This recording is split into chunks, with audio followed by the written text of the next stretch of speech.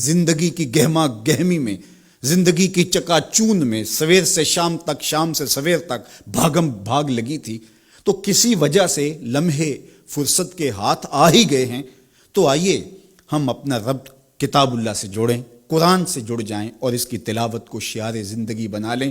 گھر تو می خواہی مسلمہ زیستن، نیست ممکن جز بقرآن زیستن۔ اگر تو مومن بن کے، مسلمان بن کے جینا چاہتا ہے تو قرآن کے بغیر تیرا ایک لمحہ بھی نہیں بیت سکتا۔ تو اس کتاب کے ساتھ ہمیں وابستہ ہونا چاہیے، روزانہ 1-2 پارے خود بھی پڑھنے چاہیے اور اپنے بچوں کو بھی اس کی ترغیب دینی چاہیے۔ روزانہ ہماری صبح کا آغاز تلاوت کلام مجید سے ہو تو زندگی کتنی خوشگوار، پر نور، تاباں اور منور ہوگی۔ تو اس موقع پر میں مشورہ دوں گا کہ کتاب اللہ کے ساتھ جڑ جائیں اور یہ کتاب دیکھنا کہ کیسے موتی اچھال کے تمہاری گود میں ڈالتی ہے اور اللہ کی قربت کا ذریعہ ہے، ہمیں زندگی گزارنے کا اسلوب دیتی ہے اور حیات آفریں کتاب ہے۔ تو اس کے ساتھ ہمیں جڑنا چاہیے اور اس موقع سے ہمیں بھرپور فائدہ حاصل کرنا چاہیے۔ ایک بات میں یہ بھی عرض کرنا چاہوں گا کہ اس موقع پر خاص طور پہ ہمیں تھوڑا سا اپنا محاسبہ کرنے کے لیے بھی وقت مل گیا ہے۔ ہم اللہ کی معرفت حاصل کریں، اپنی زندگی کے مقصود اور مدعا کو سمجھیں کہ ہم کیوں تخلیق کیے گئے اور ہمیں فہم و فراست اور عقل و خرد سے کیوں نوازا گیا۔ تو وہ مقصد اگر ہم نے نہیں پایا تو اس موقع پہ ہمیں اپنا محاسبہ کر کے غور کرنا ہوگا اور اپنی زندگی کی راہوں کو درست کرنا ہوگا۔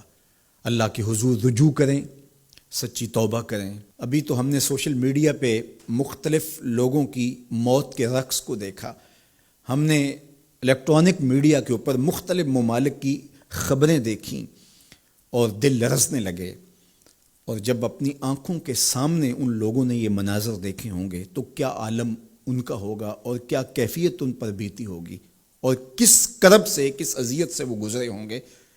اور ہزاروں انسانوں میں سے کوئی ایک شخص آغوش موت میں اترا اور اس کی سسکیاں اور آخری لمحے اس کی تڑپ اور اس کی بے چینیاں اور اس کے خاندان کی محرومیاں اور ان کی آنکھوں سے برستے ہوئے آنسو دل لرزا دیتے ہیں۔ اور پھر آج کل تو نہ جنازے میں شامل ہو سکیں، نہ غسل اور نہ کفن نصیب ہو سکے، اور کس محرومی کا اس دنیا سے رخصت ہونا، تو انسان لرز کے رہ جاتا ہے۔